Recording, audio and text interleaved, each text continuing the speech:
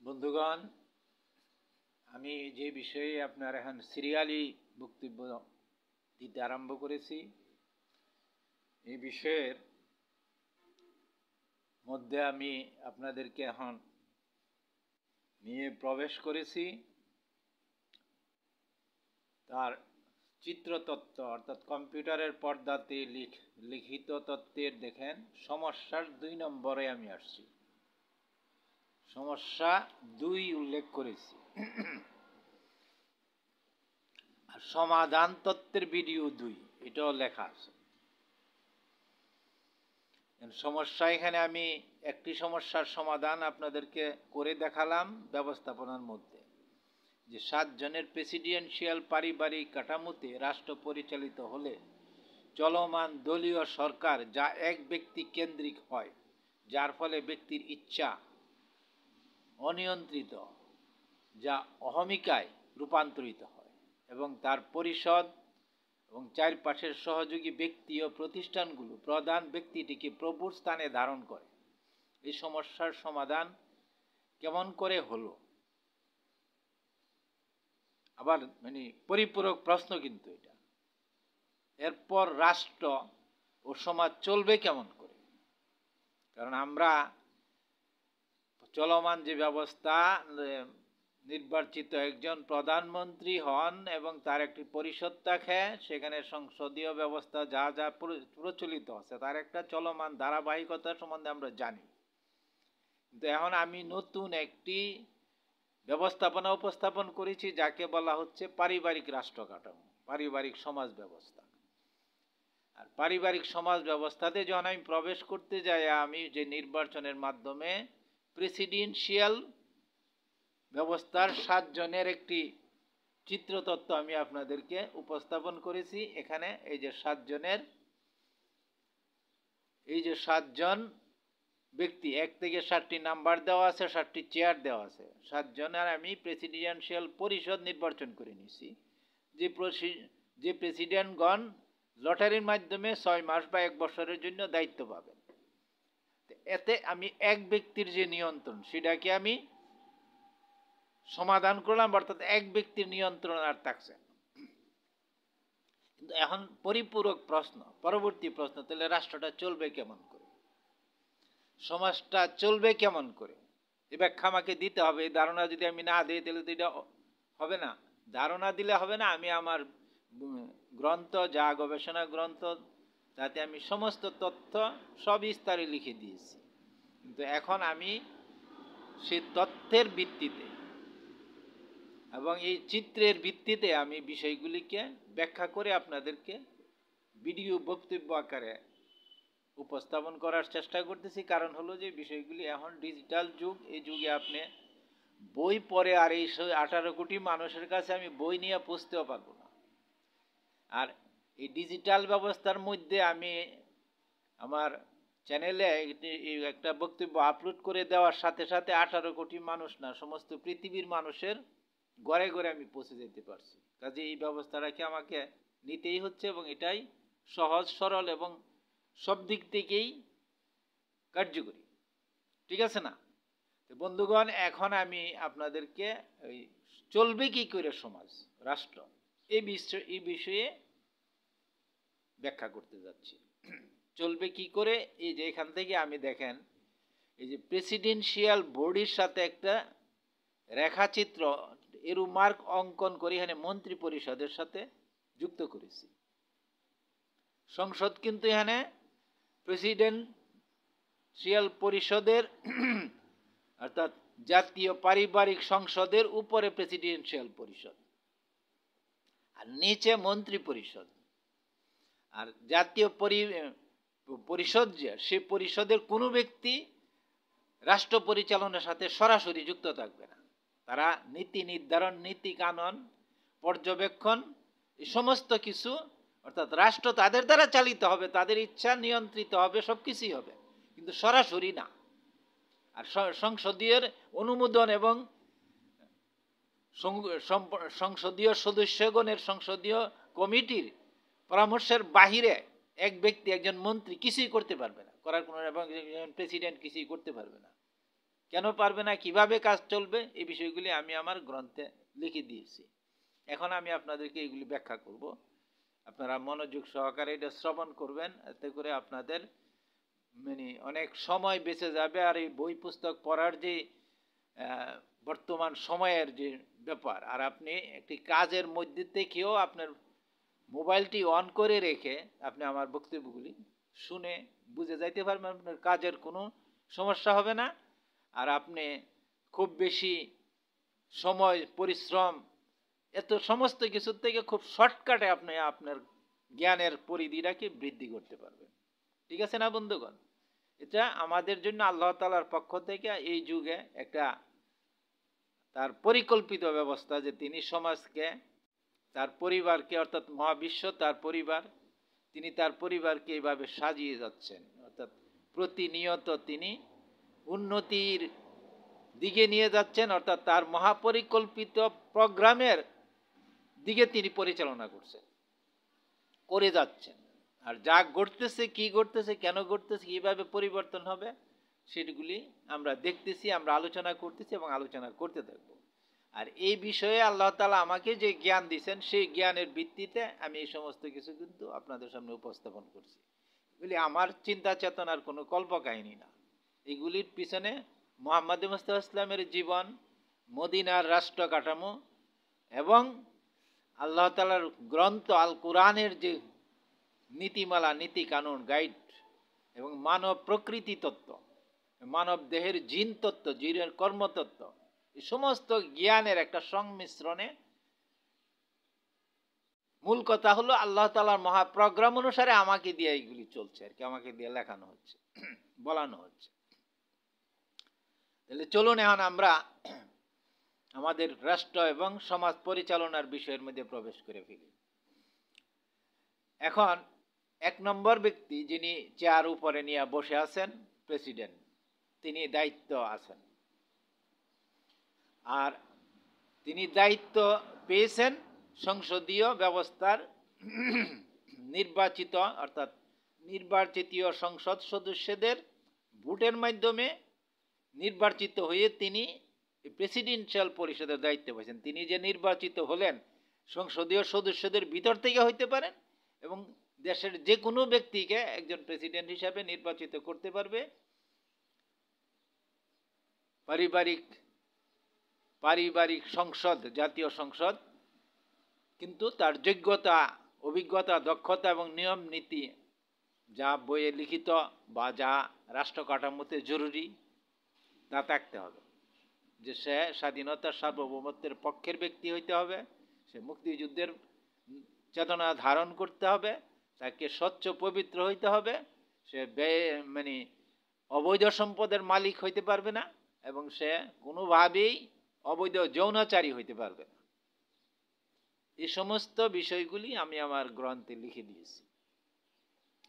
আর কেন হইতে পারবে না, একজন অবৈধ সম্পদের মালিকের চিত্র চরিত্র, জেনেটিক গঠন কি হয়, এগুলি আমি আমার বইয়ে কিন্তু লিখছি। এইগুলি আমি এখানে এখন ব্যাখ্যা করতে পারবো না। আর একজন অবৈধ যৌনাচারীর প্রকৃতিগত রূপ কি হয়, এটা আমি আমার বইয়ে লিখে দিয়েছি এবং এটা সমাজে চলমান বাস্তবতা। এটা আপনি বুঝবেন না তা না, ব্যাখ্যা আমি করবো। এগুলি ক্রমান্বয়ে প্রশ্ন নিয়ে এগুলি আসবে, আসার পরে সেগুলি বুঝবেন। তাহলে এখন আমি স্বচ্ছ পবিত্র এবং জাতিকে, আমার চেতনাকে, মুক্তিযুদ্ধের চেতনাকে ধারণ করে এবং সামাজিক এবং রাষ্ট্রীয় কাঠামো গণমানুষের ইচ্ছার ভিতরে চলবে, গণমানুষের সিদ্ধান্ত মোতাবেক চলবে। কৃষক, শ্রমিক, জনতার, ছাত্র জনতার সিদ্ধান্ত মোতাবেক চলবে রাষ্ট্র। কিভাবে চলবে এখন চলেন আমরা কিভাবে চালাই দেখেন। প্রথম কথা হলো যে এই যে আমি পাড়া মহল্লাতে যে ব্যবস্থাপনা তৈরি করেছি, পারিবারিক ব্যবস্থা, এর অভ্যন্তরে আমি আরো 6টি সহযোগী সংগঠন এখানে তৈরি করেছি। দেখেন, যা আমি পূর্বে বলে আসছি, বারবার বলার দরকার নেই।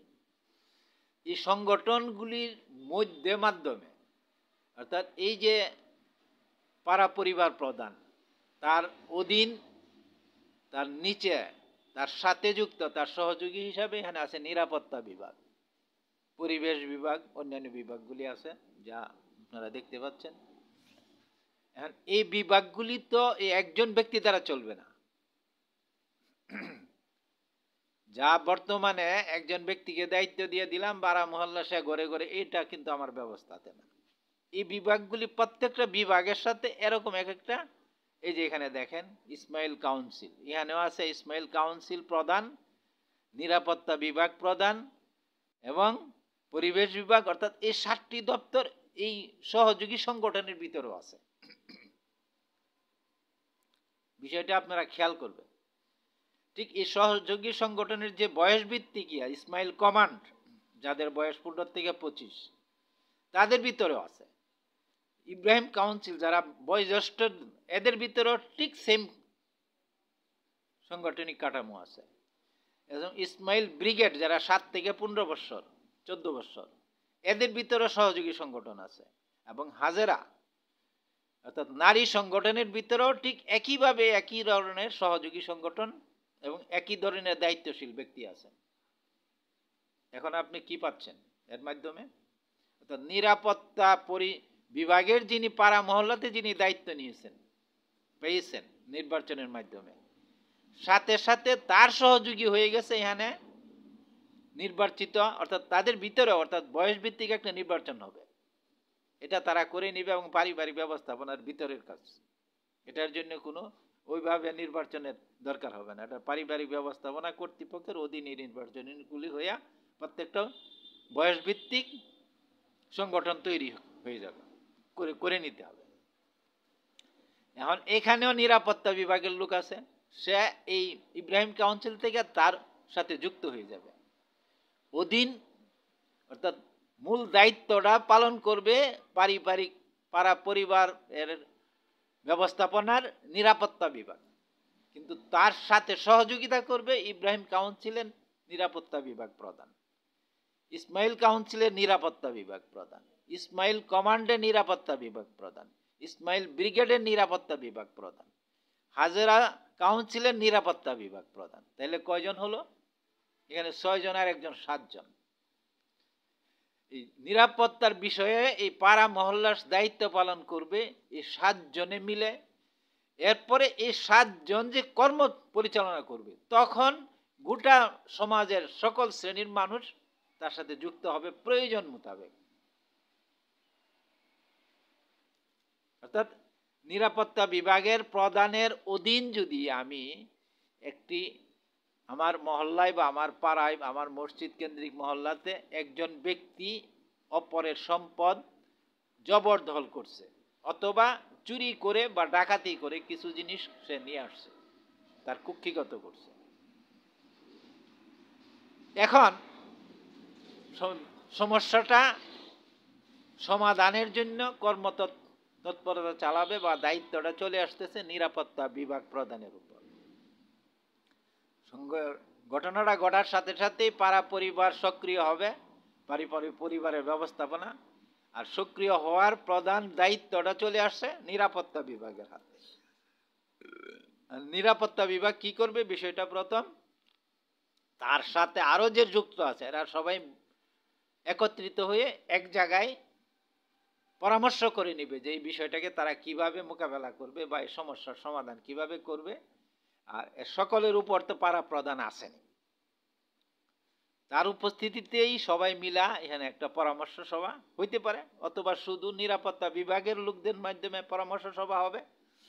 হওয়ার পর সিদ্ধান্ত হবে প্রথম যে ব্যক্তিটাই অপরাধ করেছে তাকে আইনের অর্থাৎ বিধিবিধান মোতাবেক তার উপর যে নিয়ন্ত্রণ ব্যবস্থা আরোপিত হবে তা কার্যকর করা। বিধিবিধানগুলি কিন্তু আমি আগে আমার বক্তব্যে বলে আসছি যে বিধিবিধানগুলি আমি আমার গ্রন্থে লিখে দিয়েছি, কিন্তু আমার লেখা হলো প্রস্তাব, আর এরপরও এটা সীমিত কিছু লিখেছি, আরো বহু বিধিবিধান দরকার হবে। এই সমস্ত বিধিবিধান তৈরি করবে জাতীয় পারিবারিক সংসদ, তৈরি আমরা করে দিব প্রস্তাব আকারে, কিন্তু এখানে এটা অনুমোদিত হইতে হবে এবং এটা আইনে রূপান্তরিত হইতে হবে। যখন আইনে রূপান্তরিত হবে তখন সবাই জানবে যে এখন আমাদের সমাজ এই নিয়মে চলবে, এই আইন এর এইভাবে প্রয়োগ হবে। সেই আইন মোতাবেক এই নিরাপত্তা বিভাগ ওই ব্যক্তিকে নিয়ন্ত্রণ করবে। এটা বাইরে যাওয়ার তাদের কোনো সাধ্য নেই, কোনো সামর্থ্য নেই। আর বাইরে যদি কেউ যায় তার জন্য আবার তার উপরে আরেক আইন চলে আসবে, বিধিবিধান তার উপরে কার্যকরী হতে থাকবে। অর্থাৎ সে যদি তার ইচ্ছা মতো এই বিধিবিধানের বাহিরে একগুঁয়েমি করে বা অন্যায় কোনো আচরণ করে, অথবা সে যদি সেই দায়িত্ব পালনে অবহেলা করে না করে, সে নিরাপত্তা বিভাগীয় প্রধান বা পাড়া পরিবার প্রধান, তাইলে তার উপরে আরেক ধরনের ব্যবস্থা হবে। সেই ব্যবস্থা এই মুহূর্তে এখানে আলোচনা ওইদিকে প্রবেশ করা যাচ্ছে না, কিন্তু ওইটা আছে, ওইটা আপনাদেরকে জানাইয়া দিলাম। ওইটা আমার বইয়ে লিখিত আছে কিভাবে হবে, কিরকম হবে। বন্ধুগণ, তাইলে আমি একটি বিষয় আপনাদেরকে নলেজে নিয়ে আসতে পারছি যে আমি আমার সমস্যার প্রথমত সমাধান করলাম কি, ব্যবস্থাপনার মধ্যে প্রেসিডেন্সিয়াল পরিষদ তৈরি করে এখানে জরুরি জাতীয় পারিবারিক সংসদের মাধ্যমে সমস্ত ব্যবস্থা পরিচালিত হবে, আইন কানুন সব তৈরি হবে। আর আইন কানুন তৈরি হওয়ার জন্য এখানে এই যে আমরা যে পাড়া মহল্লায় বাস করি, আমাদের যে ভোটার আছে, সাধারণ জনতা, ছাত্র জনতা বলতে এখন যেটা আছে, যে কোনো ব্যক্তি যে কোনো বিষয়ের উপরে প্রস্তাবনা অর্থাৎ বিধিবিধান, সমস্যা, ভালো মন্দ যত যা আছে তার ব্রেনে যা আসে তাই সে পাড়া পরিবারের পরিষদের সম্মুখে উপস্থাপন করতে পারবে। আর পাড়া পরিবার যদি সেটা গ্রহণ করে, তাদের পরিষদ যদি সেটা গ্রহণ করে, তখন সেটা প্রস্তাব আকারে, পাড়া পরিবারের প্রস্তাব আকারে সেটা চলে যাবে জাতীয় সংসদে। যাবে কিভাবে? অর্থাৎ এই যে স্থানীয় পরিবার, সে স্থানীয় পরিবার হয়ে যাবে। সেটা কিভাবে? স্থানীয় পরিবার একজন সংসদীয় সদস্য আছেন, একজন এমপি আছেন, সংসদ সদস্য যিনি আছেন, তিনি এই পাড়া পরিবারের এই সম্মিলিত অর্থাৎ পাড়া পরিবারের পক্ষ থেকে প্রস্তাবটা স্থানীয় পরিবারে যাবে যদিও, কিন্তু স্থানীয় পরিবার এই সংসদীয় এই পাড়া পরিবারের কোনো প্রস্তাবকে, যেহেতু তারা প্রস্তাব পাঠাচ্ছে জাতীয় সংসদে, কাজে এই প্রস্তাবকে তারা বাতিল করতে পারবে।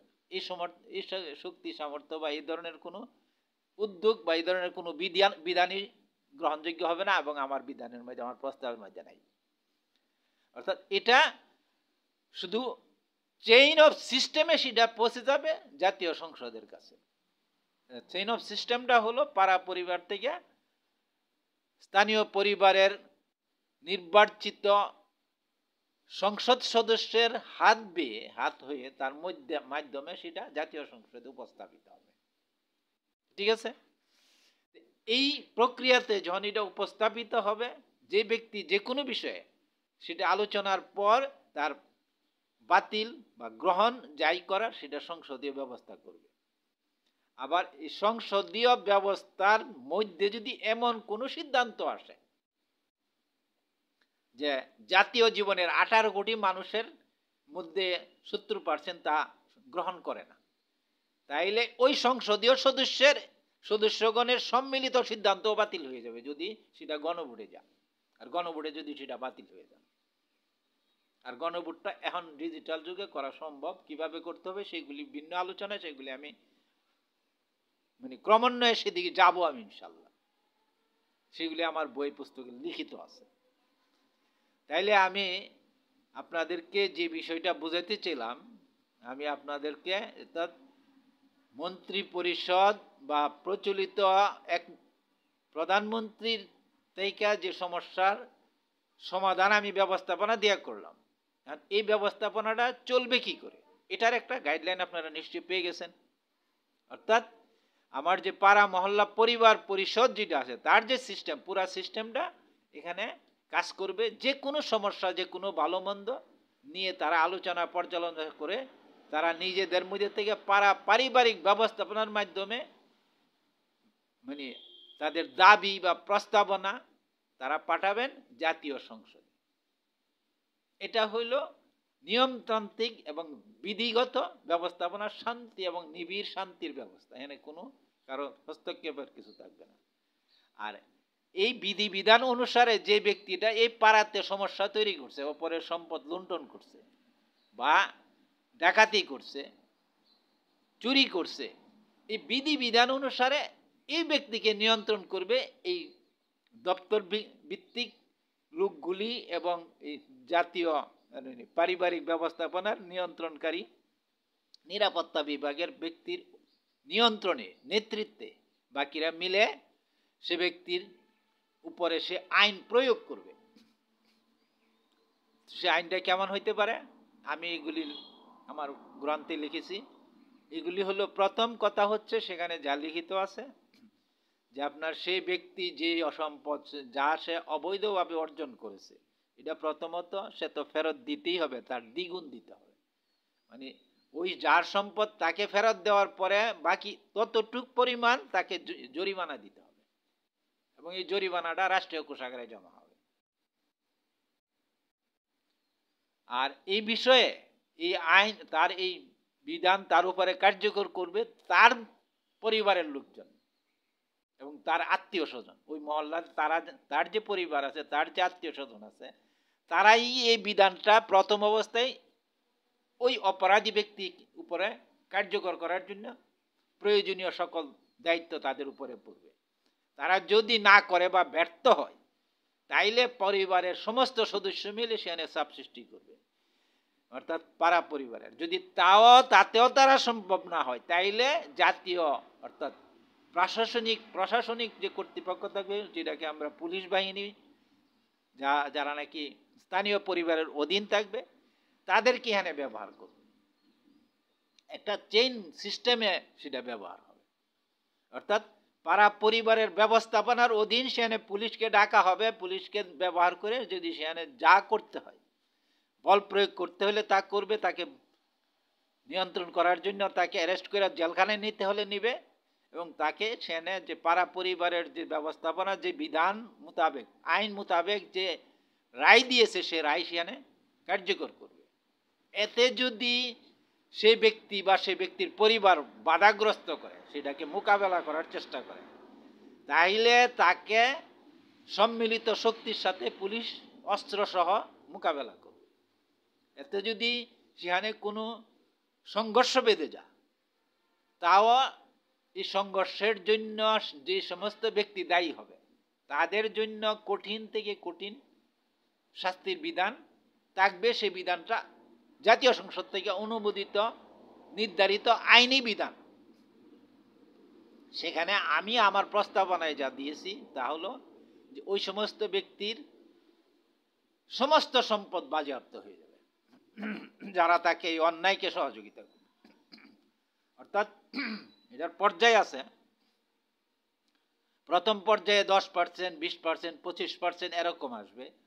এরপরে সমস্ত সম্পদ পর্যন্ত বাজেয়াপ্ত হয়ে যাবে এবং তাদেরকে জেলখানায় নিয়ে রেখে দেওয়া যাবে।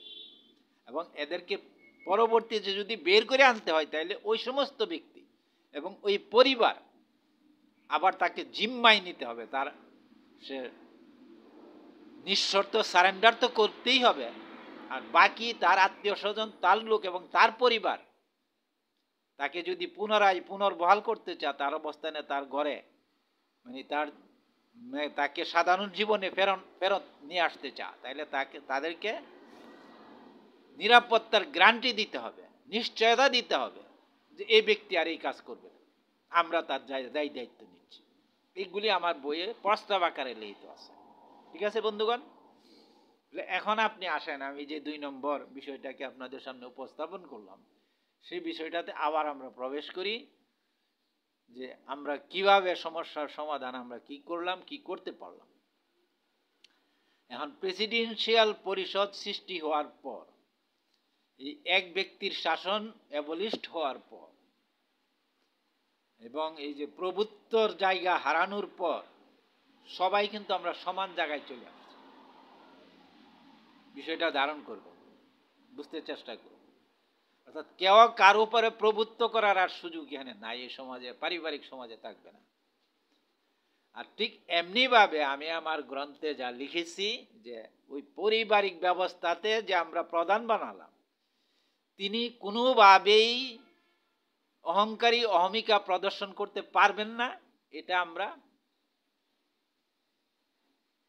আমাদের কৌশলের মধ্যেই রেখেছি, কারণ আমরা মসজিদ কেন্দ্রিক হয়েছি, আমরা আল্লাহর কেন্দ্রিক হয়েছি, আমরা মুহাম্মদ ইসলামকে অনুসরণ করছি, আমরা সকলকে নিয়ে কাজটা করতেছি পরিবার।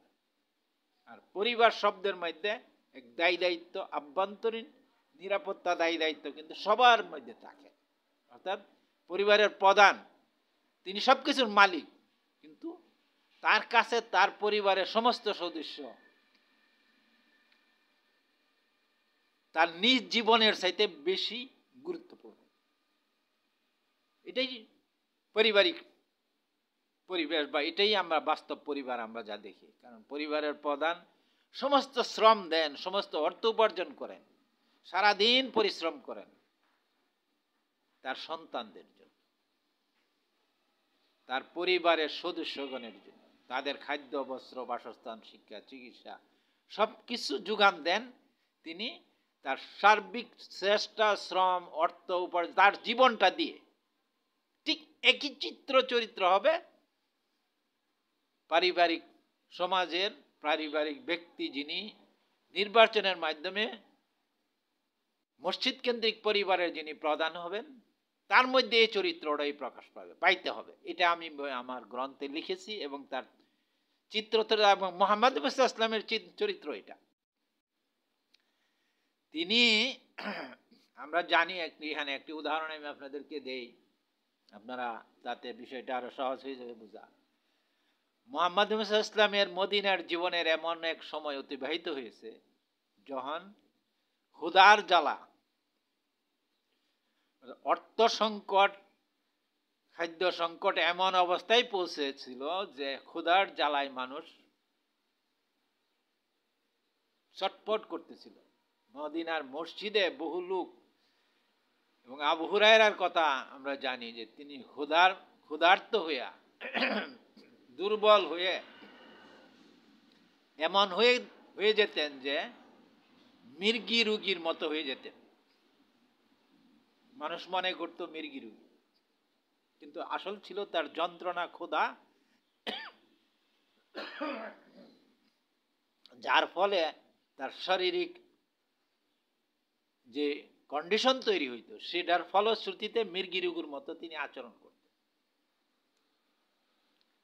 এই অবস্থায় যখন চলতেছিল, তখন আমরা দেখি, ইতিহাসে আমরা পড়েছি যে এক ব্যক্তি এক বাটি দুধ নিয়ে আসছে।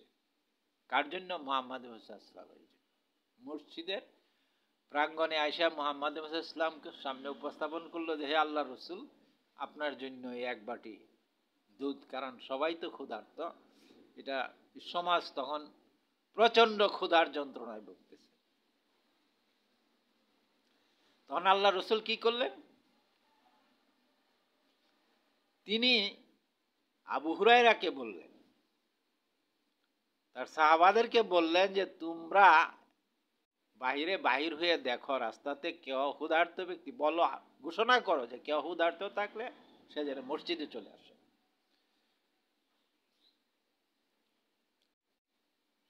মসজিদে একদল লোক তখন সবসময় উপস্থিতই থাকতেন মুহাম্মদ ইসলামের পাশে থাকার জন্য। সবাই ক্ষুধার্ত এখানে স্বাভাবিক নিয়মে। আসার পর সবাইকে গোল করে তিনি বসালেন মসজিদে, এবং মুহাম্মদ ইসলামের ডান দিক থেকে এক বাটি দুধ শুধু সবার মধ্যে খাওয়ার জন্য তিনি দিলেন, অর্থাৎ আবু হুরায়রার মাধ্যমে দিলেন। আবু হুরায়রা, তুমি সবাইকে দুধ পান করাও। একজনের পর একজন পান করতে থাকবে, শেষ অবস্থানে মুহাম্মদ ইসলাম পান করবেন, এবং এর পূর্বে অর্থাৎ শেষের আগের ব্যক্তিটা হবেন আবু হুরায়রা।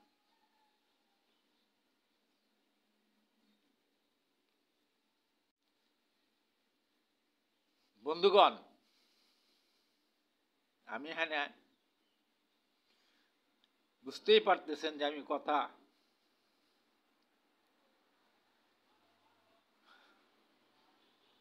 আমি প্রকাশ করতে পারতেছি না, আমার মধ্যে আবেগ চলে আসছে, আমি খুব কথা বলার মতো অবস্থান থেকে আমি থাকতে পারতেছি না। কি চিত্রটা আমরা দেখলাম,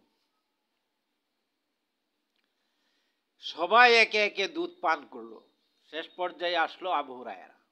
আবু হুরায়রাকে আল্লাহ রসুল বললেন যে দুধ পান করো, আবু হুরায়রা পান করছে।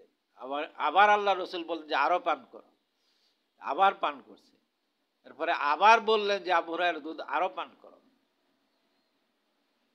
আবার পান করছে। এরপরে আল্লাহ হুরায়রা বলল যে হে আল্লাহ রসুল, আমার পক্ষে আর সম্ভব না। তখন মোহাম্মদ ইসলাম নিজে দুধ পান করলেন এবং তার দুধের বাটি পরে তার ভিতরে অন্দরমহলে নারীদের জন্য পাঠিয়ে দিলেন। তারা আমরা এখানে কি দেখলাম, পারিবারিক ব্যবস্থায় পরিবার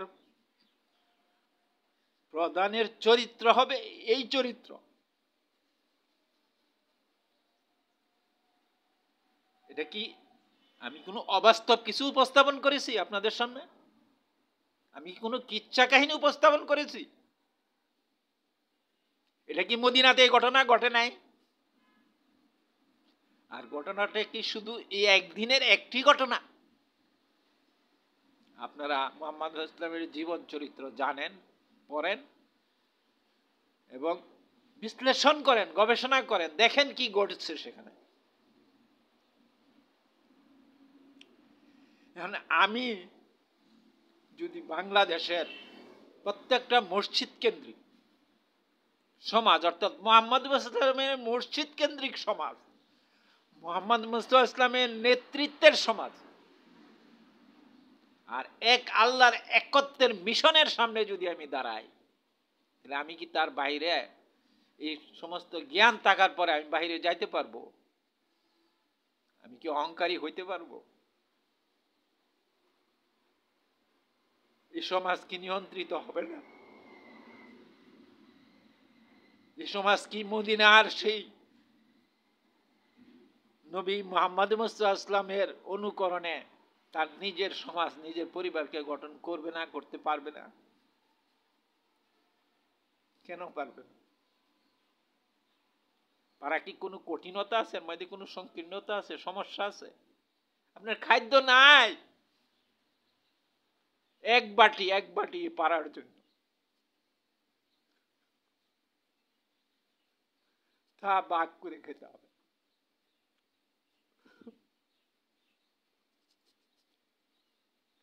বন্ধুগণ, আমি এখানে থেমে যাচ্ছি, পরবর্তী আলোচনায় যাব ইনশাআল্লাহ।